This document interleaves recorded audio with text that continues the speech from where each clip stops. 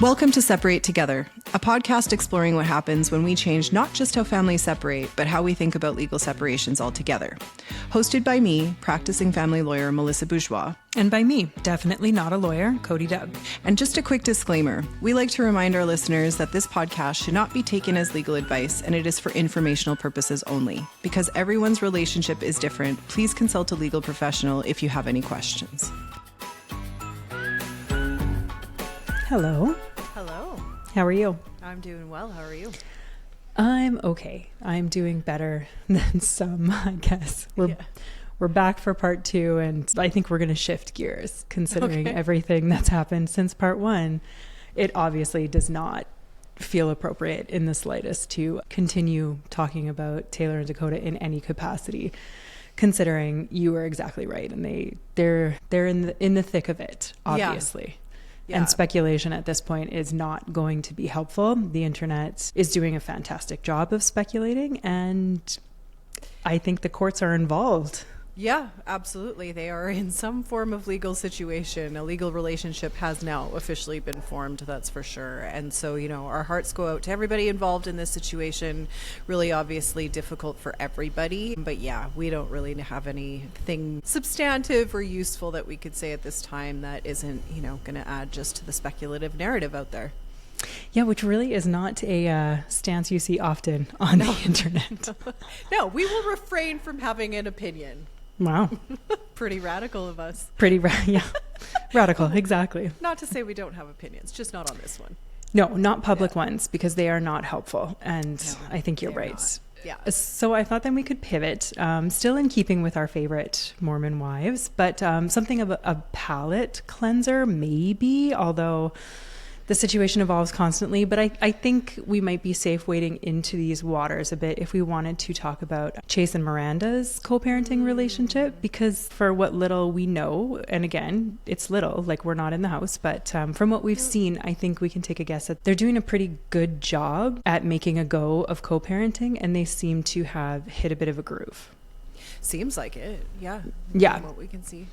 Yeah, so it's always funny talking about stuff like this on the internet, because I know our comments are going to be full of people being like, actually, which fair enough. Like if you've done the deep dive, you've done the deep dive. But my understanding is that the swinging scandal was maybe the impetus for the separation, but certainly not the whole story. That, Miranda may have made some comments like, well, it was also like how I felt in the relationship and how I was treated, which ultimately led to their separation. They've got 2 young kids that they're co-parenting for the moment, and they are still legally married. But it sounds like they've had some assistance. And again, don't quote me, but I get the sense that they've had either a mediator step in, or perhaps individual lawyers, or someone kind of come and assist them with developing a parenting plan. Or at least that's the sense I get. I thought that'd be kind of a nice example to talk about, because obviously, this is something you do with our clients constantly. The parenting plan is like one of the pillars of the process that we offer. It's an incredibly crucial part, and their circumstances offer a lot of insight into how nuanced those parenting plans can be. And I would just be really curious to hear how you think it's functioning for them, what you think they're doing well, what you would kind of not recommend, obviously, because they're not clients of ours, but maybe what you've seen that, we integrate in our practice, or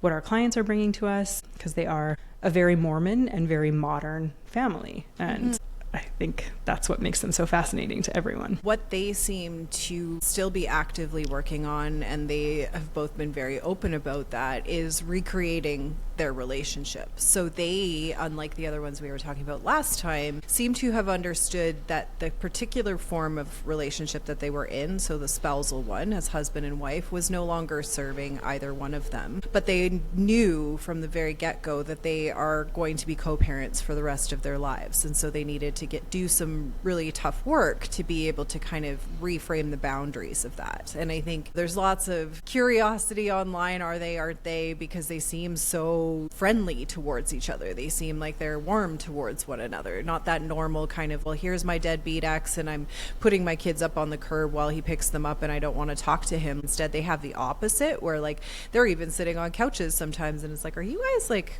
what's going on? Like they're just having a good time together, because seemingly, from my opinion, they're like, we're co-parents, we got to like figure this piece out. So now you're mom and I'm dad, and we're going to take those roles really seriously. Yeah, they do genuinely seem to be friends. And like, obviously, like, I think they play up the sexual tension, which like, absolutely, you know, We're they're all both curious. Like, we're all like, oh, what's going sure, on over there? we are eating it up. And it's fun. And they're both really funny, as much as I'm reluctant to give dad talk any air. But Chase, he's really witty and he's fun online. But I think the friends element is really interesting because when we talk about what we do here, like we have expressed that to so many people, especially incoming clients. I think people are really shocked to hear that separating couples, especially if they share kids, like they can be really good friends, and people just do not think that happens. But for some people, they've been operating in their marriage as friends, not lovers, not romantic partners. So it is really a pretty straightforward mental adjustment to move into those roles. But I'm curious because where you begin when you're introducing the concept of a parenting plan is like, first, it's this kind of epistemological or mental shift towards our roles are changing. We are now moving into co-parenting roles instead of parenting roles in the same household. Yeah. When you do a separation, you have what we call parenting time, and then you have guardianship decisions, right? So parenting time is the schedule, right? Like, okay, are you picking them up Fridays after school, and are they staying at your house? And that stuff can be kind of, it's not that hard to sort that out generally for people. You're like, okay, well, week on, week off, this is the times. What becomes tricky is the guardianship stuff, which is, you know, a label here that we have in Canada. Guardianships are the rights, entitlements, and responsibilities of parenting. So that means, how are we going to make these major decisions about our kids? What are those decisions going to be? And so we encompass that in our co-parenting plan, where I remind our clients that this is often the first time that they are being asked to consciously co-parent, right? Because when you're within the same household, you're like, hey, I'm taking them to Dr. So-and-so for the dentist, and we are signing them up for ringette this year. But at the end of the day, you're just kind of doing that off the cuff oftentimes. But with co-parenting, when you're co-parenting in two homes particularly, you're going to need to kind of set up a plan of like, how are we going to make these decisions? And that is kind of, especially with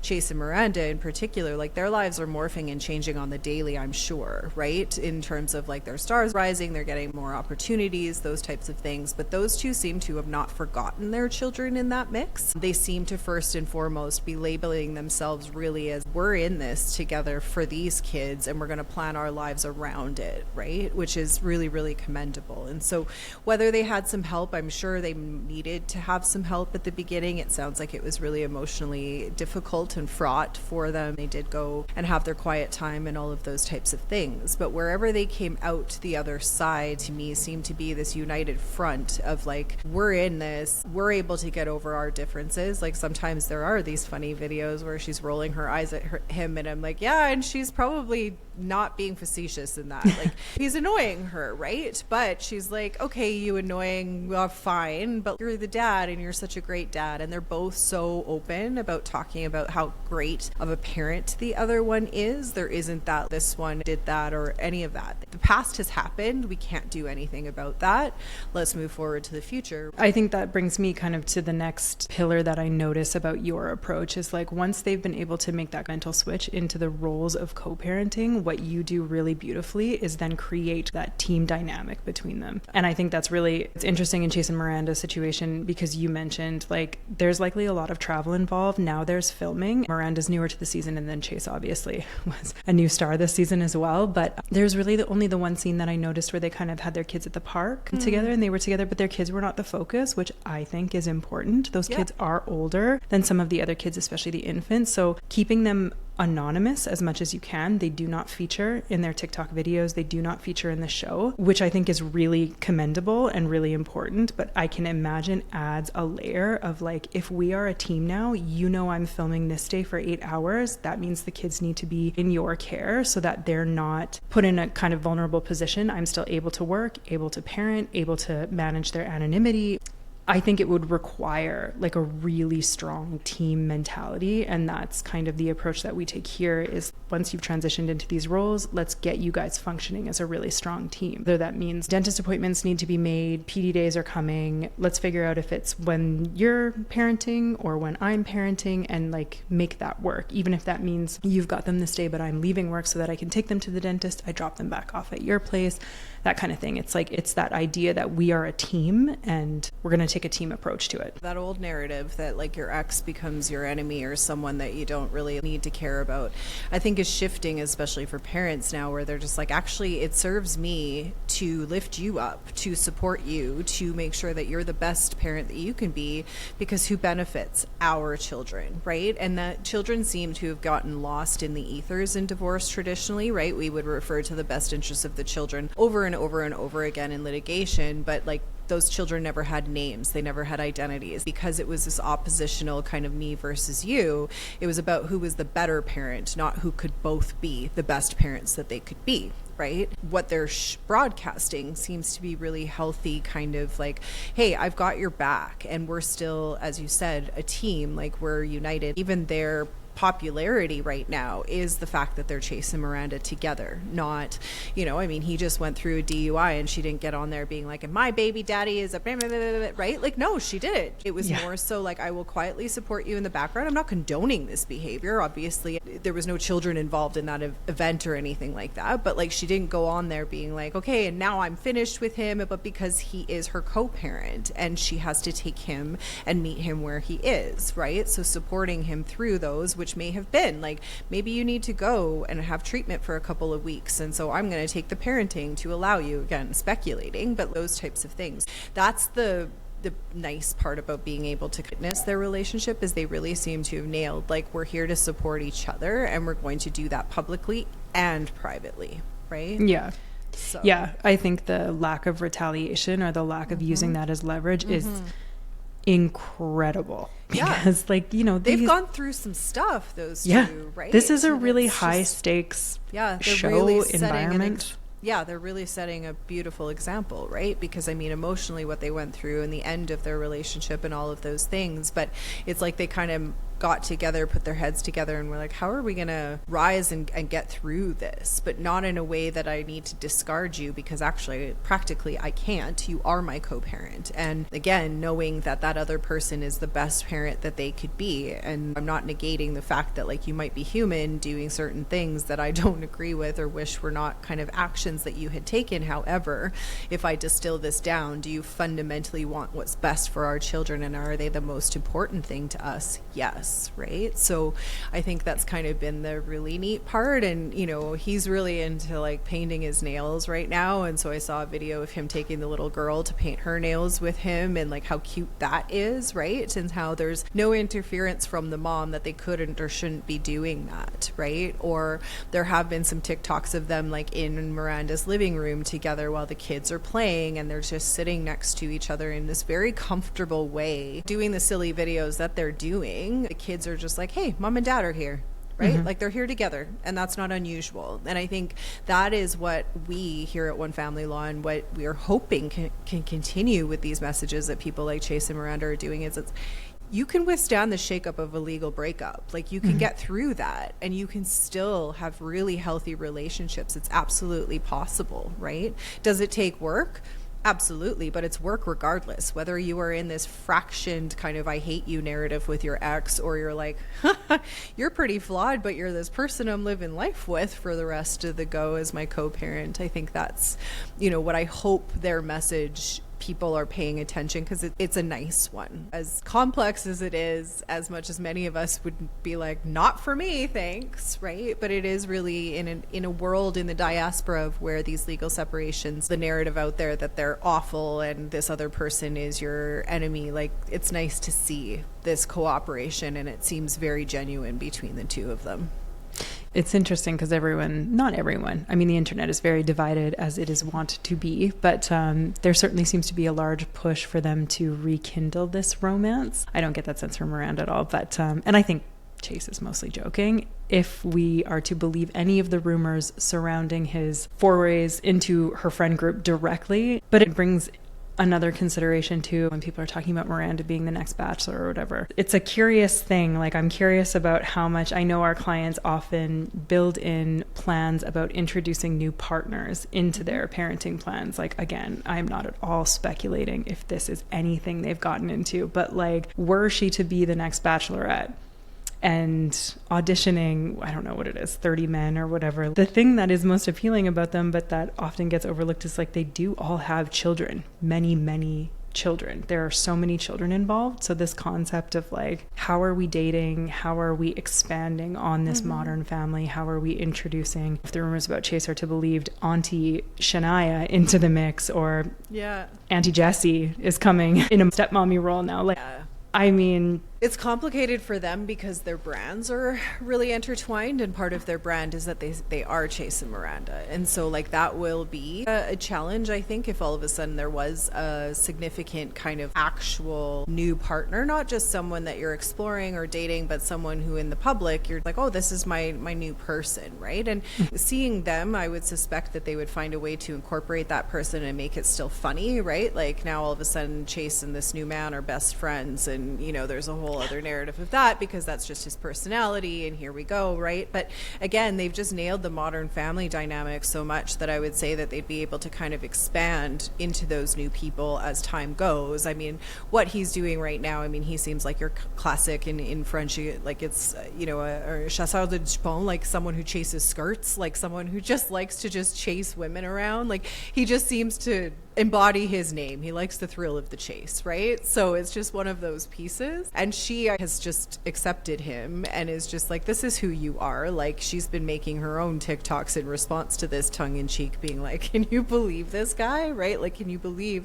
that this is, but again, not in a way that is demeaning him. It's just accepting who he is and choosing differently for herself. Right? I am curious about your thoughts on acceptance, because I've seen, you know, like some people would say like she's a bit resigned to this, or like maybe a bit of a doormat, or she's almost doing too good of a job accepting this. Like there's, you know, especially when you counter her with some of the other women on the show, she seems very go with the flow. Again, I read this as prioritizing her children and prioritizing her mental health and doing her work. But I'm curious because the whole reason we started this podcast is because we have access to such an enormous spectrum and range of separating couples. Something you and I talk about constantly is that acceptance from one party. It's so critical to having a good divorce and amicable separation, is like the acceptance of, these are my circumstances, these are the decisions that led me to here, and this is the decisions I'm going to make about how I'd like to move forward. I'm curious then what your thoughts on how does acceptance figure into this? When does it become resignation, or when do you become a doormat? Like how do you differentiate between when you're sitting across from two clients and they're trying to move through this separation? When do you clock acceptance versus when you're like, this feels a bit coercive, or this feels like resignation? Because like the thing that I love about our practice is when you see it and when it functions as it should, it is sublime. It's beautiful. Ultimately, it's the acceptance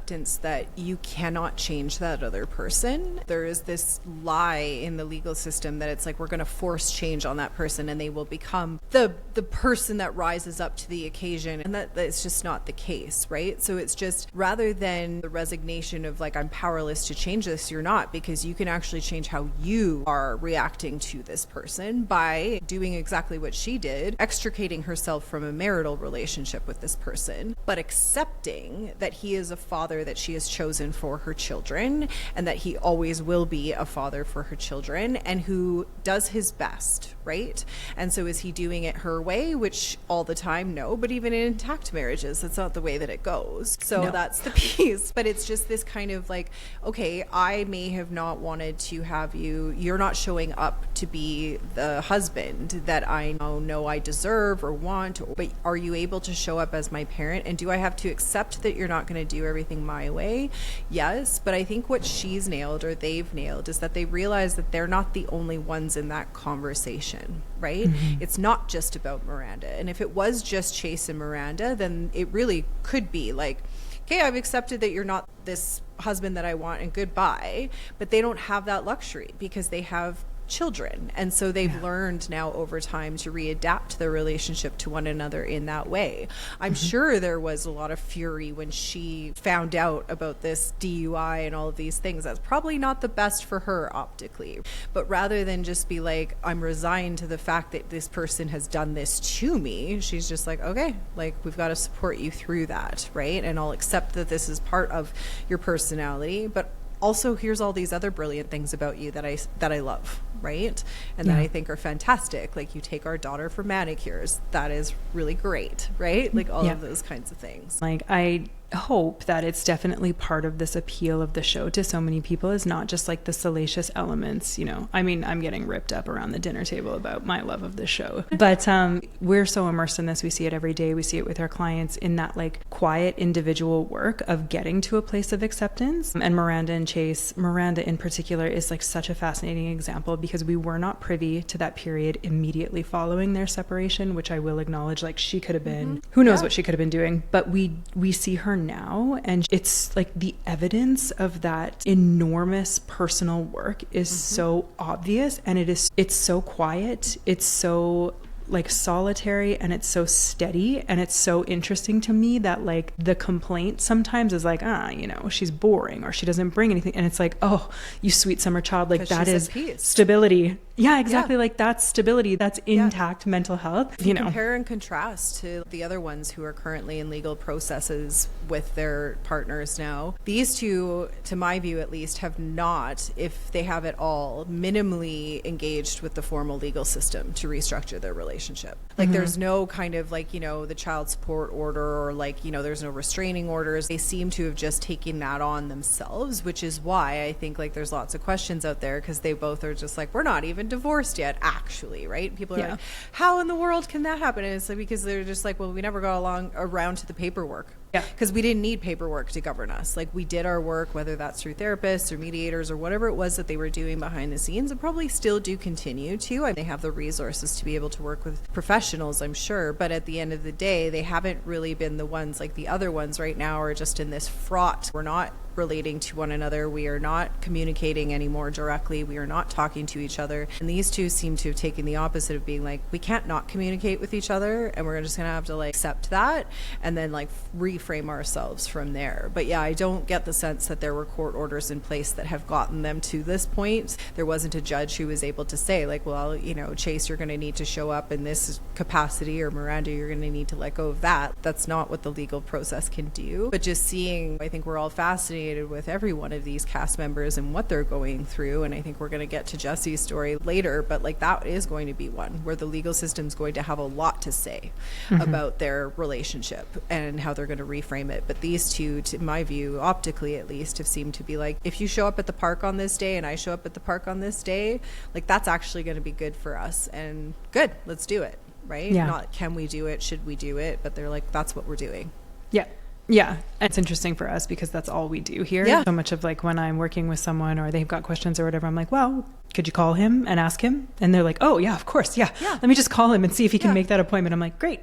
Like I can, but you also could too. And they're like, oh, of course I can. Let me get back to you about what works for us. And I'm like, yes. Yeah, the amount of them that are like, I'll text you this, or I'll, because again, like it's just like, oh, I forgot to bring this snowsuit or whatever, and it's like, okay, right? But you don't make that into like, you're not a thoughtful parent and any of these kinds of things. That seems to have been like what they've been able to cap off. Again, we don't see everything, but what I do think we don't see is a lot of that work, as you said, being done internally as to like, okay, what's the growth here? Totally. And that's not to say like, I'm sure, you know, and again, speculating, if I put myself in Miranda's shoes, like I think that the kind of the promise of all of that work is that things just become annoying and tiring. And similar to how it is in my intact marriage, it's annoying and it's frustrating and it's constant and you're exhausted and it's just parenting. But what's not there is it's malicious and you're doing this to me and it's my fault or it's your fault. And, you know, you're not personalizing these things. You simply recognize them for what they are, the demands of parenting young children and what that looks like day to day. The work does not disappear, you know, field trip forms and making lunches every morning and doing the laundry and getting the kids to and from wherever it is that they need to go and remembering to sign up for all the summer camps. It doesn't disappear, but it takes the maliciousness out of it. It takes the sting out of like someone dropping the ball. Suddenly the ball is just dropped. It's just dropped. So let's, you know, and I mean, I'm curious too, because, you know, to your point, like, I would be curious how much intervention they've had. I think that's like such a misunderstanding on people's part, is they think, oh, the legal system, the courts, whoever is going to get involved, a mediator, an arbiter, whatever it is, whoever's going to facilitate these pickups and drop-offs, and it's going to be so smooth. It's going to be, you know, and it is not that. No. No, because like human relationships are just like so complex that you can't actually just have like one little matrix and say like at 10 p.m. you're going to do this and at 2, like it's not that easy, right? Mm-hmm. And I think like that is where more and more people have found themselves disillusioned with the courts, where it's just like, well, I'm going to get this court order and then it's going to be straight. And it's like, well, no, but if you are at the point where now you can't communicate directly at all, either you've got a restraining order or you just choose to willingly not want to communicate directly, well, then there's going to be so much lost in translation. And then again, you are raising children and the complexities that we talk about every day about their little personalities and as they're growing and as they're this. And I can't imagine if you were thinking that you couldn't share that with the other human that like actually loves them as much as you do, whether they're flawed or not, right? Like they just do want the best for those kids too. And so you can still share that experience in a healthy way. And I think that's what our clients nails so well, is that ability to kind of discard the spousal hats that they had. They will, I mean, it's not easy for all of them. Some of them that there's a huge amount of grief that comes with that, but they are able to center themselves first and foremost around building a plan for their kids. And that takes out any difficulty from the rest of it, because it's just like, okay, this is centered around them. There's no question, and they will always come back. I only want what's best for so and so. Therefore, I know that you're not the best at the calendar, so I'm going to take that on, even though that's more work for me.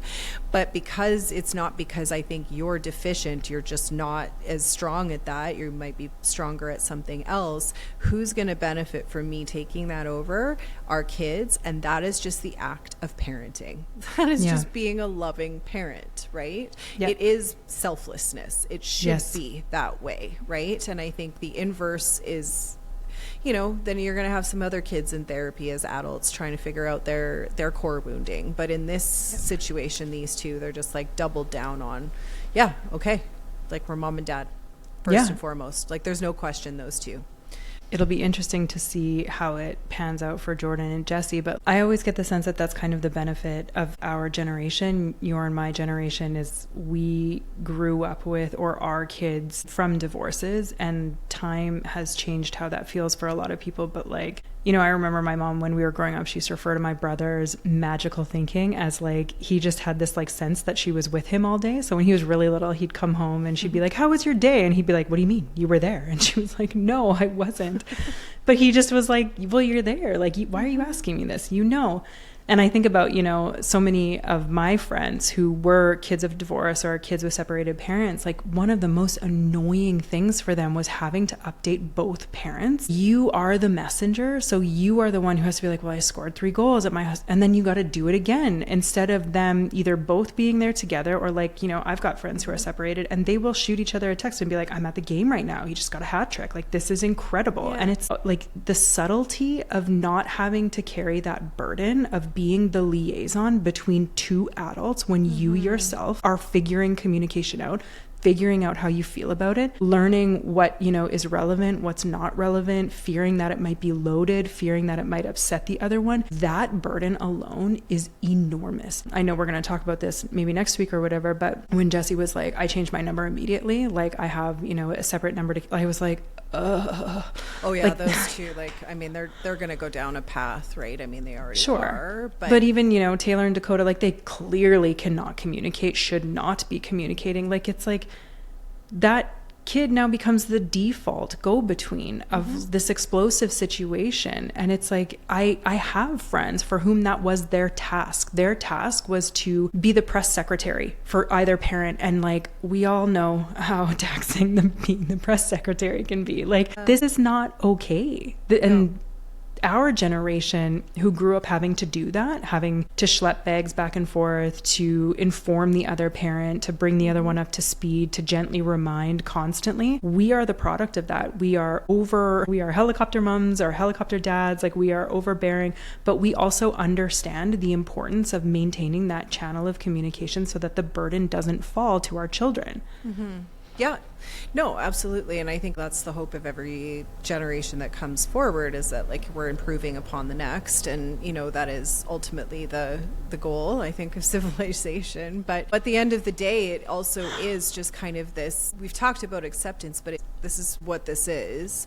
I can either choose to brand you as this opponent and, you know, we'll spar back and forth, back and forth, back and forth, or I just accept that like I'm in this space with you. Let's make the best of it here, right? And I think that is the challenge for a lot of people, is that it can just be an opportunity to reframe a relationship. And what I see all the time are just the neatest ways that people will show up to support each other in this way, just out of the love, maybe not even of that other person, but of their kids, where it's just like, hey, you know what would be great is I'll come over and I'll help build the new bunk bed. And then how healthy that is for a child to see that their parents are still in one room, right? Or when our parents come in and they're very stressed out about all of this because, you know, they are still concerned about the impacts on their children, right? I mean, this isn't the dream that anybody has when they get married, is divorce, right? But what they'll often say when they are having this conversation with their children for the very first time, to be able to have it from a place where you sit down together and you say, but mom and dad have a plan for you, is going to make the entire difference between that and some strange person in a big old brick building down the street is going to build a plan for you, right? Which that's Chase and Miranda are on this. Jesse and him are going on that direction, is what I see. But it's just like, when these kids, they will withstand the shakeups. Kids are resilient, but they only want to know that mom and dad are there, and mom and dad are there together, and that mom and dad are going to be supporting them and being there and loving them. And the rest are just details. It's great. Now I have an extra bedroom, and can I, you know, I think I had one, and she wanted a Shark Oilers theme in her new, like not the Sharks hockey team, but she loved sharks. And she wanted Oilers. And so that was her new bedroom, was going to be Sharks and Oilers. And that was years and years and years ago, but maybe she still has that, right? But it was part of that was her parents were building that together with her and saying, like, it's, you are going to stay in this place with me, but we're also going to this very other exciting place. And then guess what? I am going to be there with your co-parent, settling you in and getting those things, and the grace that they extend to one another as it relates to their children, of like, sometimes a child has like more emotional difficulties with certain things, and so it doesn't become this, well, you've got to get them here right now. Like my old practice was like, I don't care, a cop's going to come and drag those kids out of that car, right? But instead of just being like, something's going on, maybe this is a stage, but this is for us as parents to figure out, and it's not your fault, because the old narrative in court was always like, you're withholding the kids from me, or you're bad talking me, or alienating me, all of these really harsh words, when in reality these are just children getting used to a major life adjustment. But the honor of just being like, okay, we actually are centering this. I'm like, there's no question that my clients do, and I remind them all the time, like, this is incredible. It's incredible for me to get to witness that they're not just using the words, the best interest of the children. They didn't even hear that legal term. They're just like, we're going to do what's best for our kids because we brought them here and we are responsible for them. So we will get over our own personal stuff. That's what your girlfriends with the bottle of wine on Not Your Weekend are for, right? And then you Not your weekend, right? Is the big key. Well, but that's what I mean, right? Like, that's what that's reserved for. You will vent. You will. There's a reason that's the person. You don't. You know, I say it's different for my clients. I explain, like, there's a big difference between disagreeing and disputing one another. Disagreeing is likely why you are in my office. You disagree on a lot of things, and you would just prefer not to disagree with someone in your house anymore. Yes. But the dispute is like, you're wrong and I'm right, right? And I'm going to try to. And that's very, very different. But ultimately, the convergence comes through that love that they have for the children. And I've never doubted that these people, in their sincerity, have just taken that and they've risen up to the occasion. And that's in our parenting plan template booklet. It's a book that I developed over the course of my career, of just realizing that most people were, for the very first time, consciously co-parenting. When you're in a house, you do things on the fly, but this is where you're going to have to start to think about things. And they're just conversations that I was like, if you don't have them ahead of time with one another, and then you do have a disagreement where you're like, well, why does your mom have 100 photos of our child on her public Facebook page and I don't like that, and all of a sudden you're like, are you saying you don't like my mom? Like, what does this become? Instead of being able to have those conversations ahead of time, which is what our clients have, is they sit down together and they talk about these things. When are we going to introduce cell phones? What happens if our child is being bullied at school, right? You mentioned the new partners, and that often can be fraught because it's like, what do you mean this person's already moved in with you and I've never heard of their name before? Instead of, this is our plan for introduction because we're practical and we know that this is not going to happen. And is it going to be difficult because that's kind of weird to see your co-parent with someone new? Yeah, for sure. But if you're like, well, I don't like this, and now we're in a tit for tat of like, well, I don't want this person in my children's lives, that's where it can get like really, really complicated for people. So that's why I designed this very carefully, to just think of so many things that I'd seen in court, especially when they're just like exasperated and they're just like, well, and then this person I think is dangerous in my equation, or I don't want the grandma to be the right of first refusal. And you're like, well, why not? Right? And instead of exploring it, you're reacting to it.